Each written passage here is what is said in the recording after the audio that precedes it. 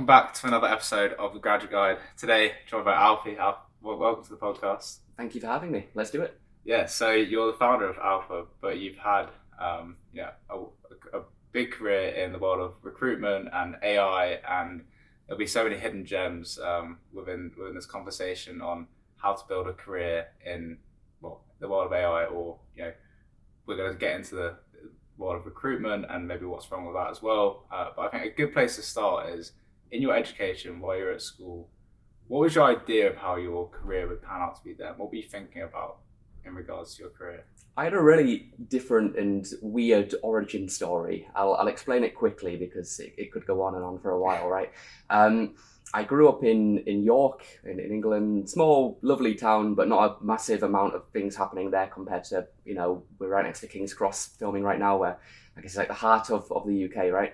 But I grew up with absolutely nothing in York, and I really wanted to do something around business, around technology, around I guess what we're doing right now and media and that type of world.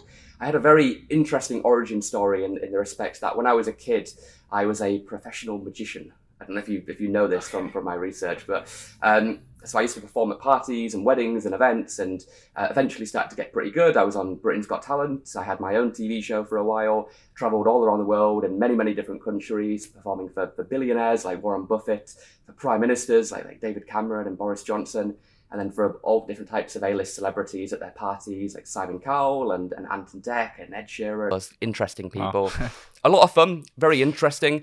To be honest, I enjoyed the business side of show business a little bit more than the show side. Clearly still got a little bit of the show left in me, where we're doing a podcast after all. But I really enjoyed the business side and wanted to double down on that. So I guess by accident, Peter, I created a recruitment business for magicians. I'd be getting requests to do gigs in China and Germany and Spain, and I couldn't be in 3 places at the same time, despite it being magic. So I'd hire other magicians to do the shows for me, and I'd take a cut and make some money. So I built up a magic talent agency, sort of by accident, really, which sounds amazing. To be completely honest, there's not a lot of money in like making 2 hours of margin off somebody every single week, working like a Friday or Saturday night at an event. So I pivoted a little bit into more of technology, into more software engineering, which was my other interest. And it's how I built up my career as a magician, by using the internet and using social media before it was really as popular as it is today. So joined a traditional large recruitment agency as a trainee, spent 5 years working my way up the ranks until I was running a big multi-million-pound business for them with over 50 people all across the country and in Ireland and in India and so on. Really enjoyed that part, but I started to understand that the recruitment industry is broken and there's so much fraud and corruption and scams that happen within that world, which led to me leaving to start my own business, which is at the moment we're operating as a consulting model, helping scale companies, helping build AI and software engineering and tech teams. And at the same time, as we've been doing that for a couple of years, we've been building our own AI product, which is going to be released by the end of this year. And then that will completely revolutionize the world of hiring and change how people go from, hey, I want to hire, to, hey, this person's now working for my company. That problem has got a very, very weak set of solutions at the moment, from putting up an ad and getting hundreds and hundreds of applications and having to go through them all, or to paying an agency thousands and thousands of pounds and most of the time getting a pretty poor experience. We've got a much better way of doing it, and we're using AI, we're using machine learning, we're using cutting edge technology to solve that issue. That is a pretty different answer to what we're used to in this podcast, in that you were so ambitious and knew what you wanted to do from a very young age, which I think a lot of people in the education system, they're told, okay, get into a good university, you'll be fine. And then, when you're at university, you'll find out you want to do it. And everyone kind of gets this sort of 20-year-old spot, and they haven't actually thought about what makes them happy and what they want to do. Clearly, there's a deeper drive then for you. You said coming from relatively not much, and then really having this desire to build something. Yeah. What do you think your makeup is for that, before we get into your amazing career journey you've had? I think that's very kind of you to say, first of all. I certainly don't feel like I'm I'm kind of where I want to be yet. I'm only 28, so I'm still a baby, but relatively speaking. Yeah. But I guess I grew up with, I mean, relatively speaking, nothing. I mean, I wasn't living in a third world country, so I think it would be probably inappropriate for me to describe it as nothing. But Yeah. I had zero in my bank account, if that's what I mean. And I guess I didn't want to be in that position. I just wanted to have more, be able to do more, be able to share more, be able to give more, and be able to help add value and help make other people happy and make their lives better. Because ultimately, that's how you become happy. That's how you become rewarded. That's how you become fulfilled, by adding value and helping others, right? And to put yourself in that kind of position, you need to be able to do something big. You need to be able to do something bold. You can't just sit on the sidelines watching other people in the arena. You have to get in there yourself. At some point you have to leap and go for it. And I guess I took that leap a little bit earlier than most people, and failed for many, many years, eventually getting to the point where you build up a thick enough skin where failure is just like having a cup of coffee. Like, it doesn't affect you anymore. It spurs you on. It motivates you. It inspires you. So I guess the motivation was having nothing, like, relatively speaking, and wanting to have more. I have a 1.5-year-old kid. I have a wife, and when you're a dad, when you're a husband, it's less about you. It's more about providing for your family and making them happy, making them healthy and safe, and all of that. So I guess the motivation comes from trying to give them the best life possible, which in many respects, I might not have had myself. And you're clearly a very entrepreneurially minded person. That first sort of big career leap you took into the world of recruitment in a big organization, you rose through the ranks very quickly within that. And I wonder, when was it you realized that you were an entrepreneur, you had to do something for yourself? Because, I think a lot of people can coast in big companies, but clearly you had even within a big company, you had an entrepreneurial mindset. Yeah. I guess it was the entire journey, to tell you the truth. I mean, I was an entrepreneur before I was doing that, because I was running the Magic Talent Agency, much smaller scale to what we've got now. But I worked for myself before I worked for anybody else in that respect. But whilst I was working for somebody else, I guess if you asked my managers to describe me in one word, it probably would have been disruptive. Now, that might not be a good thing at a big corporate, but it's just in my DNA. I'm always looking at systems and going, that's fucking broken. How do we fix that? This is a really bad way of doing it. How do we make this better? How do we improve this? The challenge with big companies is it takes 10 layers of approval to get anything like that fixed and changed. So that caused a little bit of perhaps chaos at times, good chaos, organized chaos. But fundamentally, I think I would struggle to work for somebody else again. I think I just like to break things, move quickly, and that really goes against what some of the legacy, traditional, larger dinosaurs are wanting to, they operate in a very, very different way to that ethos and that mindset, right? Yeah, and while we're on the topic of recruitment, get a little bit into potentially where it's going wrong. And if I add my 2 cents as a recent graduate from university, I think it seems like recruiters have seen it more of a lucrative industry where you can come in for a quick cash grab for placing one person in a job and then just repeating it without ever really caring about what they're placing the person into or who the person is or where they want to go. And I think that's potentially where a lot of the corruption on the student side of it has been happening. From your side, having been in that world, and clearly like you've got very good intentions with wanting to build great things, where do you think it's going wrong? So that's a great observation, and it's absolutely true. I think the recruitment industry is broken, and it comes right from the very, very top. Okay, so you have some of the biggest recruitment companies in the world, and I've seen firsthand they are committing fraud, they are lying to people, they are scamming to people, and it's happening on scale globally. Okay, and I've seen this in a variety of different ways. It's not as if it's just one or two bad apples. There are definitely a lot of good people in the industry, and I don't want to paint everybody with the same brush, but it's not a case of it being a few apples. It's a case of the entire industry being broken.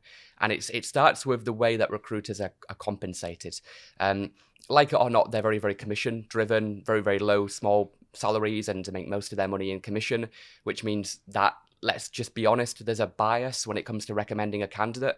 That recruiter wants that candidate to get the job. They want them to stay in that job, even if they're not particularly the right fit. So we see recruiters every single day spamming irrelevant CVs, and anybody who's listening to this, who's gone through this, will understand exactly what I'm talking about. This isn't some brand new concept. I'm not reinventing the wheel here, right? This is pretty self-evident, right? Everybody's got really bad matches, which hurts the candidates as well, because it's their reputation on the line. So commission-driven recruiters just spamming bad matches to try and get quick wins and those quick fees that you're talking about.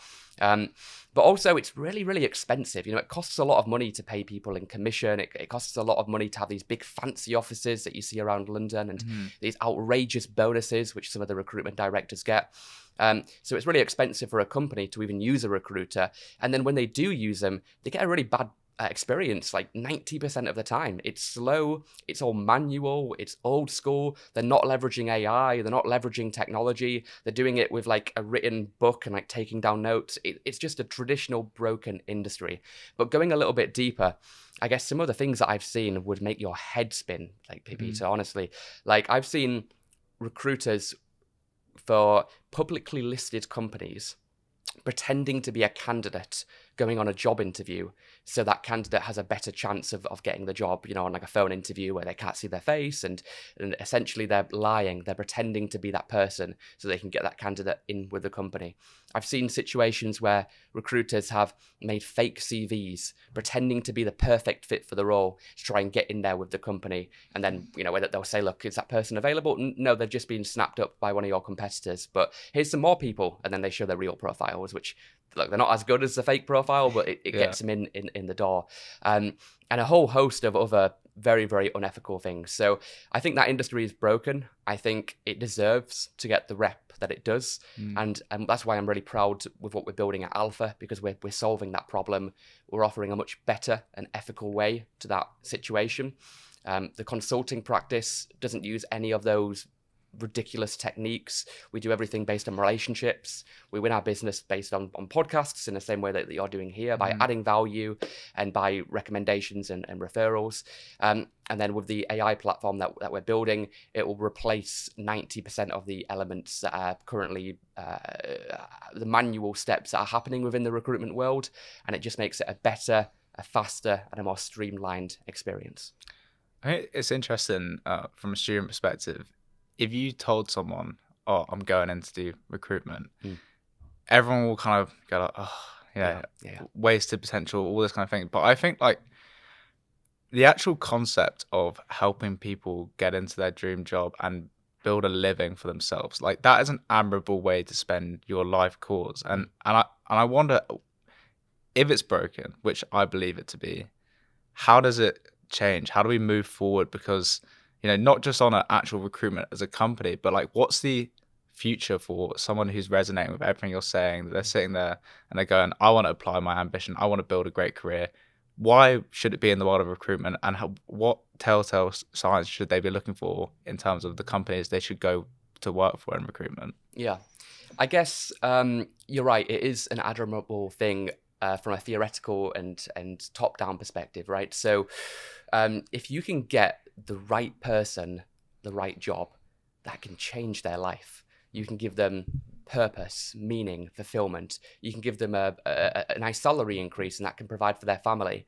From a company perspective, if you find the right person for that business, that can transform what they're building. They can release amazing products, revolutionize their services, get out there to their customers and make their lives better. And then that improves the economy, and ultimately it makes the world a better place. So the magic of recruitment, it really is there. But the why is not broken, but the how and the what, they're broken. And I guess what we need to do is we need to use AI to replace the commission-driven element, which causes these bad matches. We need to use technology to make it faster. It shouldn't be a case of you getting hundreds of applications and you manually having to go through each one. We can use tech to spot the right ones using machine learning and give you exactly what you need, rather than just overwhelming you with average profiles. And ultimately that brings the cost down, because when you're doing it at scale, recruitment shouldn't be reserved for big companies that can afford to do this. Everybody should have the same access and right to talent. Talent's everywhere, but the opportunity to get it is not.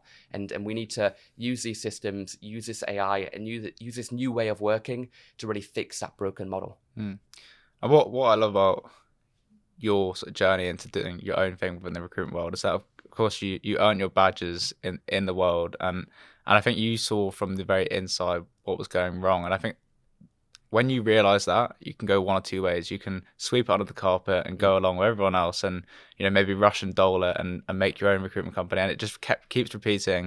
And I think partly due to like COVID and the economic downturn that's happening, and also like even students sort of starting to call bullshit on traditional forms of education, I think this is the time for change in recruitment. And I think, was there a part of you, do you think the balance between, okay, I can't stand this anymore, I'm going to go do something about it, versus it's the right time now, I've got to do it?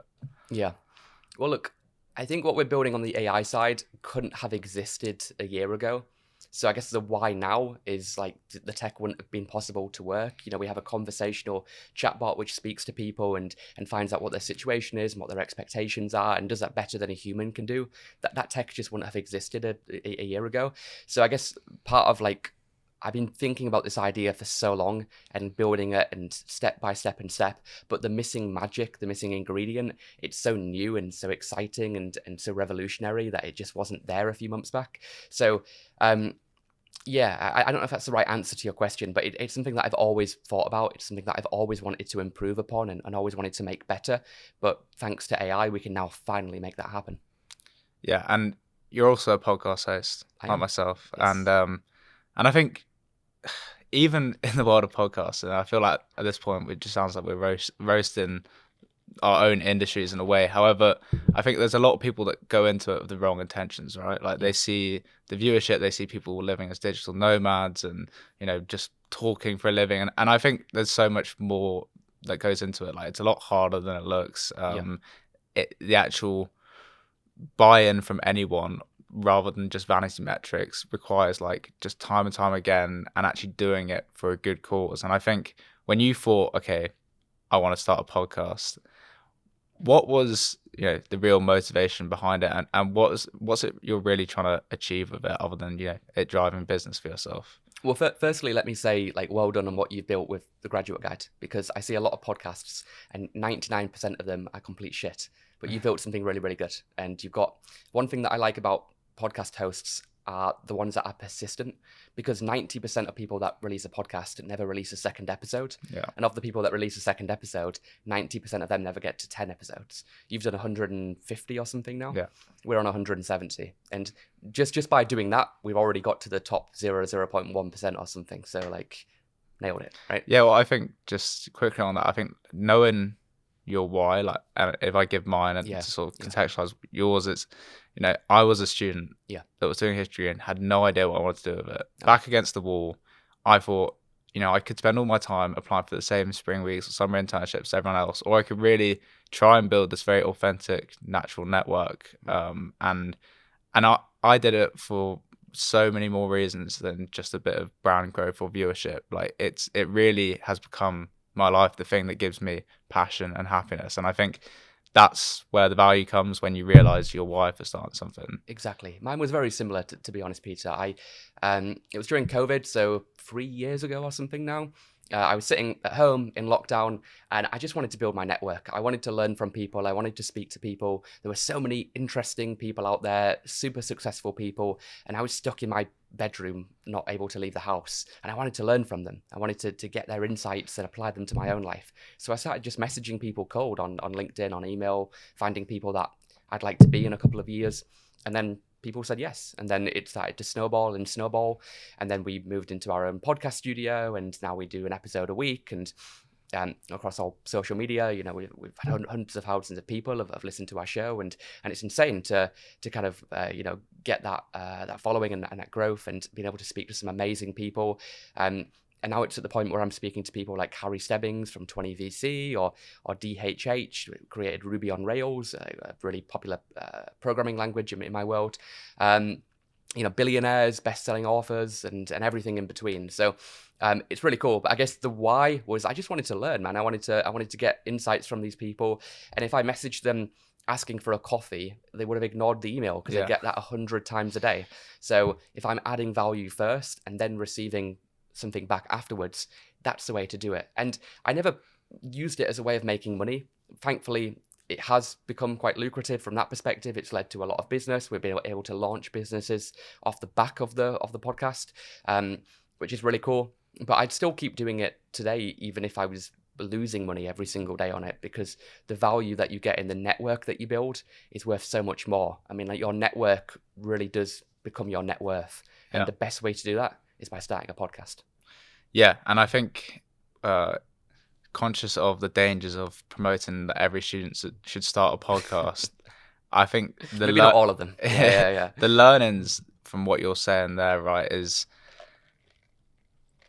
you need to find a way in networking to add value. Like, you can't just expect like pure like philanthropic nature of people to just, oh, that's a student that wants some of my time for a coffee, I'm gonna go meet them. And I found the same thing. Like, for the longest time, I had this delusional optimism that I think the managing director of Google in one of my first episodes, and I was like, oh, now I can get anyone. And it's just You'll never Joe that Rogan next week. Yeah. And it's like, and I think there is a real thing there, and students should know this, and that building their whole network and knowing how important that is, you need to find a way to position yourself in a room with somebody that you admire and want to learn from, and actually be able to offer anything when you don't even have anything, in terms of traditional qualifications or degrees or whatever.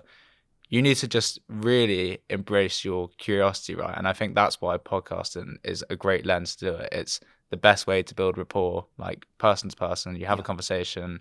I know you didn't go to university, but is there some advice you'd give back to students on how to actually refine your process of both outreach and building that rapport within the conversation, knowing how important it is? I guess so. I went to uni briefly and then I dropped out, which is funny because my wife has a PhD, so we're like polar extremes on that end. So I'll say something now that will probably piss off a lot of your viewers, but I'll say it anyway. And that university, the traditional university route, I believe, is a scam for 90% of people. Now, if you're going to be a doctor, if you're going to be a lawyer, if you're going to do something that involves a degree, then absolutely you need to do it. But if you're, for most things, like I did business for a while, right? I'm pretty sure I could have learned more about business watching YouTube videos than paying tens of thousands of pounds to learn from somebody that's never run a business before. Now, I like that people might disagree. I think there's definitely a lot that you can get from uni, like a good network and a few other things. But in terms of pure knowledge, I think you could probably learn more from YouTube in 2024 than most of these professors that don't really know what they're talking about. Okay, but on the topic of outreach. That was your question, right? How to network and how to meet people. I think you're absolutely right. Just asking for something from them without giving is like the worst way of doing it. A very practical exercise would be just pull up an Excel document, get a list of all the people that you'd love to meet, start with 100 or something so it's manageable, and then get their email address. You can find it online. It doesn't take long. You can find their email. You can probably find their phone number as well using like Apollo and different lead scraping magnets, and then get their LinkedIn, get their Twitter. I'd probably stay away from like Facebook and Instagram. It's a little bit too creepy if you're liking their old pictures or something, right? I have that sometimes on mine. I'm like, who is this guy? Like, what's he doing? But professional social networks, start liking their stuff, start commenting on it, start to build little soft touch points, start to get, your jabbing. So when you go for the right hook, when you go for the email, you've already worn them down a little bit. They know who you are, they like you, they trust you, they know your face. And then when you're asking for something, you're not asking for something for you, you're giving. Hey, I love your story. I love what you posted the other day about this. I'd love to interview you for my blog, of my newsletter, or on my podcast, or I'd love just to get a few minutes to have a chat with you, and then I could turn it into some top tips for people looking to do what you do, or something like that. Give value, and then as you keep doing that over time, they'll start introducing you to people, and when you want something from them, and you can ask them, you've already built up so much goodwill with them. They'll feel almost guilty if they don't give you what you're asking for. It's not going to work for everybody. That's why you have got to play the numbers game and contact a lot of people. But if you're a graduate out there right now trying to contact people about a job or trying to get 5 minutes of somebody's time, just stop what you're doing. You are wasting your time, you're wasting their time, and it's not an intelligent way to go about the process. Map out the market, do strategic value add cold outreach, and then you'll be amazed with how many of those conversations start turning into like warm, real friendships over time. How intentional do you have to be in who you're reaching out to in the beginning? Because I feel like there is a bit of a chicken and egg thing, and when you don't really know what your value add is or what your offer is, versus like sometimes you meet people and they help you define that for you. Sure. And I think, you're a bit further ahead in your career journey than me, and you've built this network, and I'm curious. I do sit on a good network now, but how to like properly utilize it in the best way to actually, build things with them, create value with them. Like, how do you then take that network and harness it? Whether it's also just to land a job, how do you do it? I think there are certain people who, if you meet, regardless of what you're doing, there's probably stuff that you can learn from them, or people in their network that you can benefit from. So people running like CEOs or CXOs, like C-suite of exciting, fast growth companies, investors that put in large amounts of money into companies that you're interested in, advisors, people that sit on boards and can offer opinions and expertise. If you are going to be more strategic about it and you know what you want to do, then you can do more of the Excel method that I talked about and be a lot more strategic. Like, hey, I want to build an AI company. Who are the top people running AI companies near me? Okay, well, let's reach out to those people and have it. You can find it on a Google search. You can find it on ChatGPT. If you can't do that step, then you probably shouldn't start, because you'll just fail in general. Like that is pretty basic, right? But yeah, I'd say like I'm very, very mindful of how I spend my time personally, right? Whenever I've got a task that comes to me, I think, number one, can I automate this? Can I use software to do it so a human doesn't need to do it, so it's running in the background while I sleep? Or if I can't automate it, can I delegate it? Can I get one of my staff to do this task for me at a high enough level of quality where I'm happy with it? Then I can go off and do more higher value types of activities. If I can't, then I do it myself, or I eliminate it. I think, is this worth my time? Should I really be doing this? And then I cut it. So I'm very, very specific about how I spend my time. And to be honest, regardless of where you're at in life, I would view it the same way. Like, everybody has 24 hours in a day, right? Like, it doesn't matter who you are. Like, the only difference between you and somebody massively successful is that they spend their 24 hours differently. They do the same things that you, but they do them better. Yeah, and you've spent some time in some rooms that I've seen pictures of with some of the most exceptional people and most productive people. Names like Ali Abdaal come to mind, and some actual alumni of this podcast, and you talked about being in that room and just how much like just being a fly on the wall can do for your motivations and what your sense of what you can achieve. But what do you actually think from those types of people you're really extracting from them? If you could like boil it down to 3 things, you're just like, okay, this is what I've learned from spending my time with these amazingly exceptional people. Yeah. Well, let me shout out a few of them.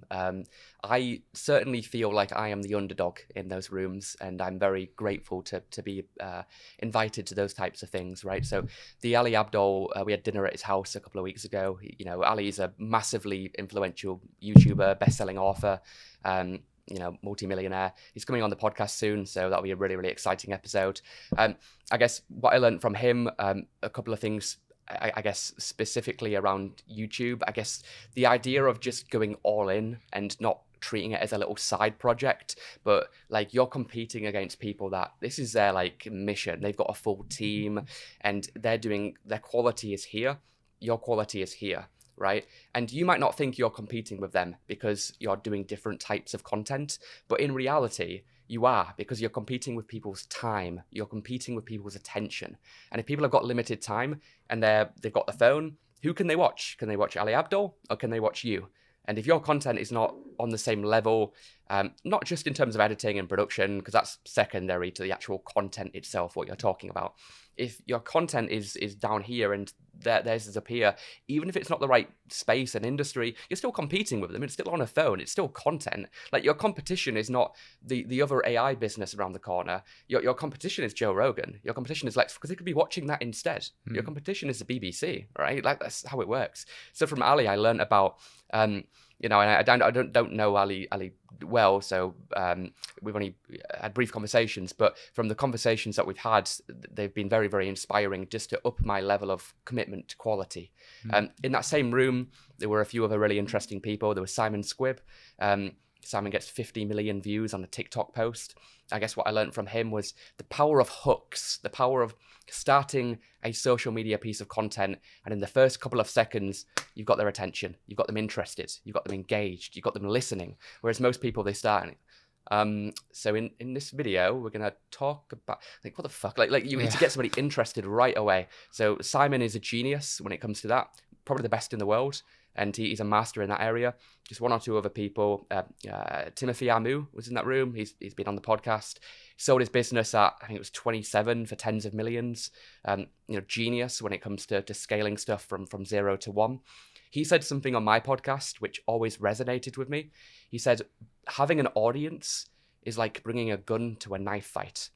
And it's so true. If you're trying to get investment for your business, if you're trying to get clients, if you're trying to become friends with influential people, if you've got an audience, if you've got a podcast, if you've got a newsletter, if you've got a social following, then that's like having a gun when everybody else has got a knife. And that will instantly allow you to win. And then last, definitely not least, in that room, and there were so many amazing people, but just picking a couple, so it's not a 2-hour episode. Dan Murray Serta, who I'm a friend of mine.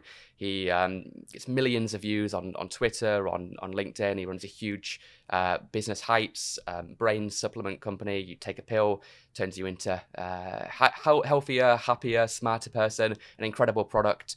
I've learned so much from Dan, but I guess if I had to pick one thing, it would be just the idea of thinking a lot bigger. Like, stop limiting your beliefs, stop making excuses, stop saying why you can't do something. You know, fuck that, throw it out the window. How could this work? What do we need to do? What needs to happen for this to become reality? And when you surround yourself with exceptional people like those, everything changes, right? That's quite a long-winded answer, but hopefully it makes sense. And I think on the Graduate Guide, we like to platform as many different types of people and as many different stories as possible, as authentically as possible as well. And I think, you know, you have this crazy desire to be great and achieve greatness. And I think for those people that really want to do that and are so committed to that, but are finding it hard to apply that ambition somewhere, and they're listening to this, you know, I imagine for all the success you've had to push through some pretty difficult, harsh realities of maybe it's the industry you're working in, there's some constraints at the time. And it talk me through a time where you might have been feeling a little bit less motivated and how you actually overcame that. So when I was 19 years old, I believe I was 18 at the time, 18 or 19. I met my my girlfriend, now my wife, in like a bar in a nightclub in York. She was doing her master's degree. I was working as a professional magician, doing card tricks and traveling the world doing that. And she had an offer to do her PhD in New Zealand, which is literally as far away as you could get from the UK. So literally the other side of the world. And she went there to do her PhD. We did long distance relationship for a while. It's really fucking hard to do that, and it gets quite expensive when you're traveling there to visit and that sort of thing. So at like 19 years old, 19 or 20, something like that, I went, fuck it, let's do it. So I sold everything that I had, which wasn't much, to be honest, as a teenager, and I moved to New Zealand. I didn't know a single person there apart from my girlfriend. I had no money. I had like basically nothing in my bank account, enough for like a month or two of rent. I had no job. Didn't know a single person in the country, and I had a very limited amount of time on my visa. So I had to find a way to make it work.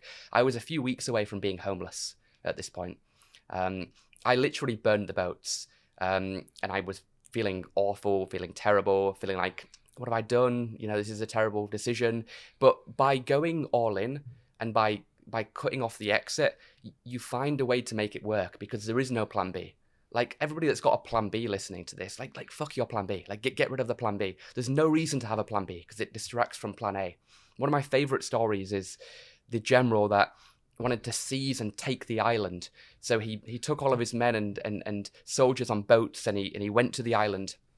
And then the first thing he did before he attacked the island was he burnt the boats. He set them all on fire, and he stood in front of the soldiers and said, "There is no going back. We take this island or we die, and this is what we have to do."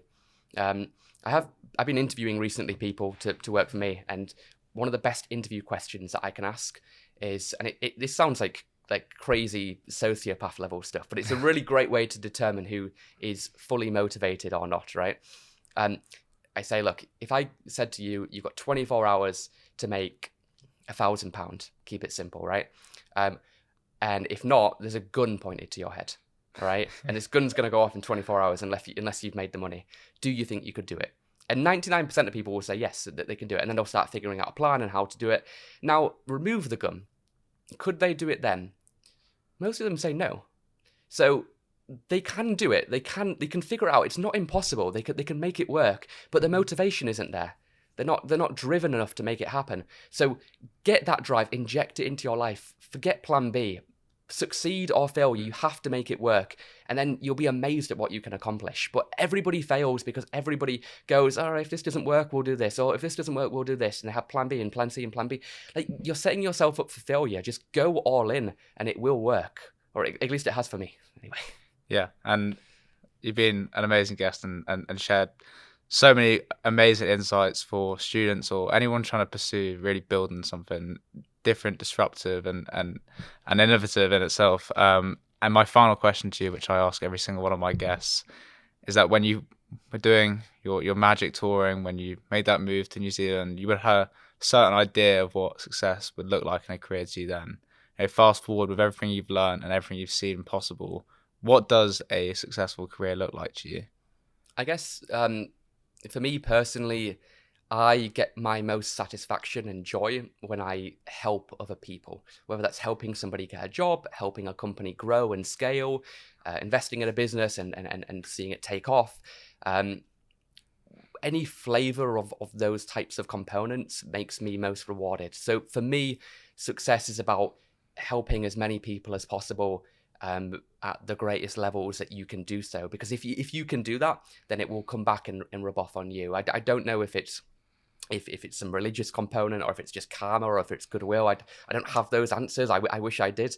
But whatever it is, if it's God, if it's the universe, if it's something else, if we're living in a simulation, who knows? There is something about helping other people, and it comes back to you. And to me, the most successful people in the world are the people that can help the most people. And like, if you just chase money, if you just chase fame or whatever, like, those are the people that have no money and have no influence, because people can see right through it. But if you make it your life mission to help other people, everybody will want to suddenly start helping you. It's like crazy how it works, but it's so true. So if you want my version of success, and if you want to be successful, start helping people, and you'll be amazed at what happens to you. Alfie, thanks for coming on, mate. It's a pleasure.